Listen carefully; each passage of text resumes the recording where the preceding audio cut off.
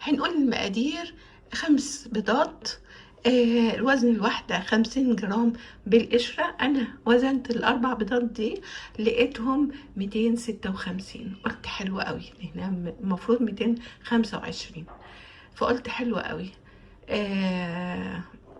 بسم الله الرحمن. ونقول المقادير: عندنا 5 بيضات، انا جبت هنا 4 بيضات. ال4 بيضات دول وزنتهم بالقشره بتاعتهم 275، قلت خلاص يبقى كفايه 4. وبعدين كيس بيكنج باودر وكيس فانيليا. انا بحب الفانيليا تبقى كتير شويه. جبت فانيليا سايله، يعني هحط دي ودي. وبعدين هنا عندنا اللبن، 225 لبن. ممكن تحطي عصير برتقان، اي حاجه انت عايزاها حطيها. ممكن كاكاو، اي حاجه انت عايزاها هتحطي الماده السائله. وهنا معلقه كبيره ينسون متحمصه، دي على جنب، مش بالكيكه، هنحطها على جنب مع البسكوت. هنا الدقيق هنا 375 جرام دقيق، وعندنا 300 جرام سكر. انا بحب السكر يبقى قليل، بس هي طعمها هيبقى حلو جدا كده. هنا 225 جرام زيت، اي زيت عندكم ملوش ريحة وكويس. ومعلقة خل، معلقة كبيرة خل، بس كده. نشتغل بقى، يلا معانا. هنا انا كسرت ال4 بيضات، هما المفروض 5 بيضات، بس انا وزنتهم فلقيت الوزن هنا مظبوط، كأنهم 5 بيضات لان بيض كبير.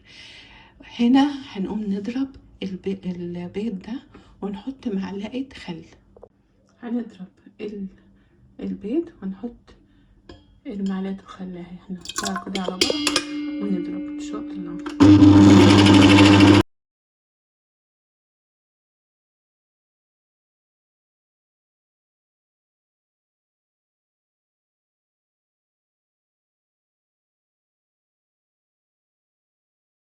هنا بقى القوام بقى عامل ازاي، شوف بيقف شوية وبعدين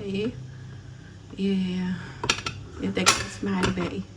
هنحط هنا بقى الزيت، هنحط الزيت زي ما يكون بنعمل مايونيز بالظبط. هنحط خط رفيع خالص مع الضرب.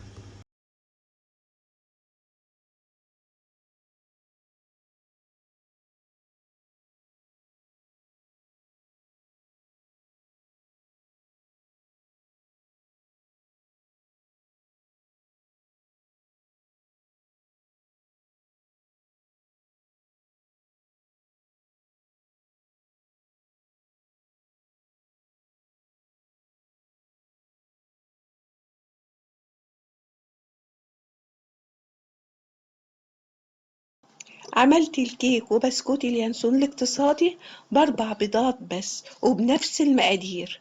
طلع معايا 750 جرام كيك و350 جرام بسكوت يانسون. تخيلوا، مع إضافة للبسكوت اليانسون شوية مقادير بسيطة موجودة في الفيديو. يلا بينا نشوف عملته ازاي. هنا خلاص ضربنا البيض والسكر والخل والزيت. هنحط كده شوية دقيق كده وشوية لبن. هنعمل الدقيق واللبن بالتناوب كده اهو، ونقلب بدي يدوي كده اهو. تختفي نحط تاني، وده سر نجاح الكيك اهي. هعمل كده وارجع لكم تاني علشان ما اطولش عليكم. هقلب كده بشويشه من تحت لفوق علشان السكر اللي ما دابش تحت يدوب. هكمل المقدار وارجع لكم تاني. ونحط البيكنج باودر كيس حلو ونقلب. هنا عملت ال3 قوالب الانجليش كيك اهو. هعمل القالب الكبير والقالب الصغير. القالب ده هنسيب الشوية بتاعه في الاخر، هقول لكم هنعمل فيه ايه. ده اللي هنعمله البسكوت البنيانسون، يبقى هنعمل ده وده. هنصب الكيك كده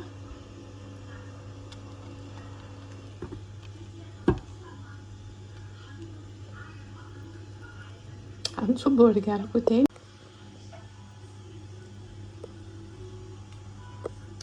هصب اهو. عملت هنا القلبين، القلب الكبير والقلب الصغير، نص القالب مليته، وشويه اللي فاضلين دول هنعمل فيهم ايه زي ما قلت لكم، هنحط فيهم شويه اللي هما اليانسون المطحون. لو عندك اسمه ايه، مش كراويه، اسمه ايه مش فاكره، هقول لكم دلوقتي لما افتكر. اقوم مقلبه اليانسون عليه، والايه مش عندي التاني ده، مش فاكره اسمه ايه والله. المهم انا عندي ايه اللي هو اليانسون، طحنت اليانسون مطحون اهو، وهقلبه وهحط عليه كمان معلقه دقيق زياده، معلقه كبيره اهي مليانه دقيق، وهقلبهم كده مع اليانسون من فوق لتحت كده، وبعدين احطهم في القالب اللي هو ايه اللي انا هعمله البسكوت اللي باليانسون. فيه ينسون وكراوية وشمر.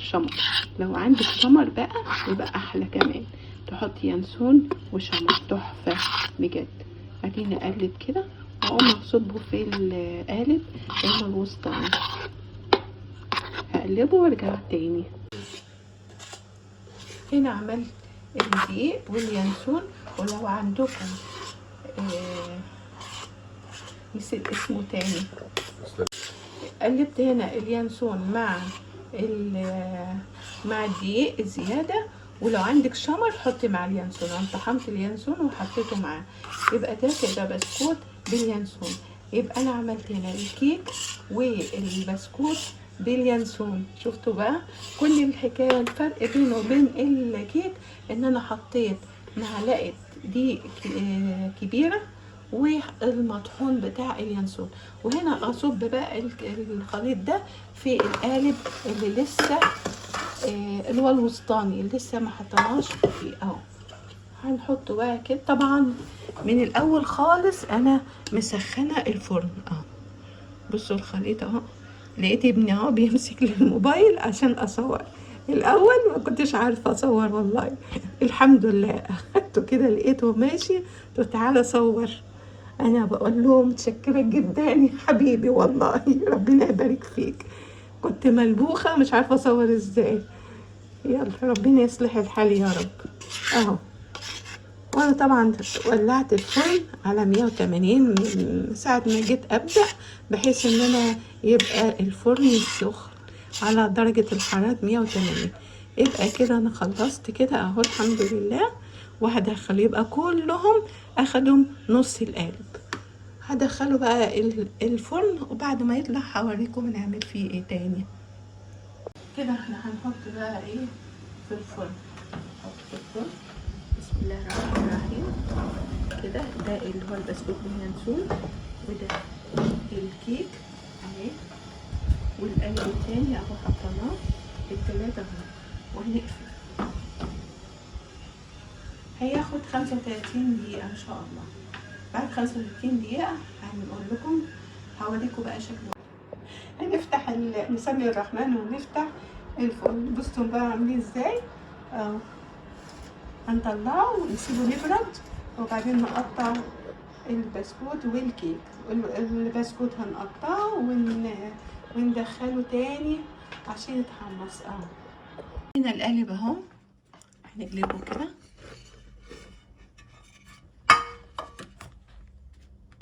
ونشيل.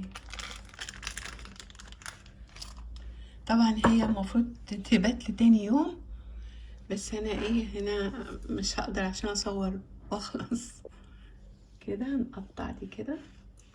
بصوا بقى هتشوفوا المسامات اهي،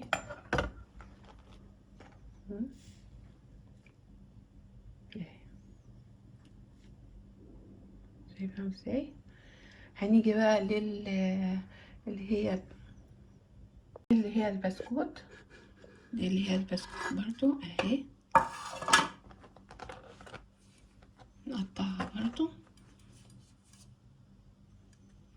بسم الرحمن بسم الله الرحمن الرحيم. هنلاقيها جامدة شوية عن الكيكة ليه؟ عشان دي بسكوت. بصوا اهو هقطعها بقى طرنشات وارصها في الصاج وادخلها تتحمص، ولما تطلع هوريها لكم. وهنا قطع كده اهو، قطعه كده. تاني يوم قطعته اهو كده بسرعة، اتقطع بمنتهى السهولة. بعمله رفيع علشان يبقى بسكوت كريسبي اهو.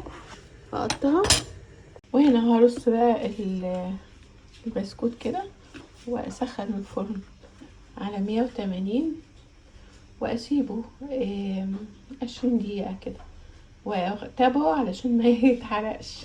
بس كده احطه فوق خالص اهو، ادخله الفرن. الفيديو عجبك ما تنسيش لايك وشير، ومنتظرة تعليقاتكم اللي بتسعدني. سلام عليكم، مع فيديو تاني.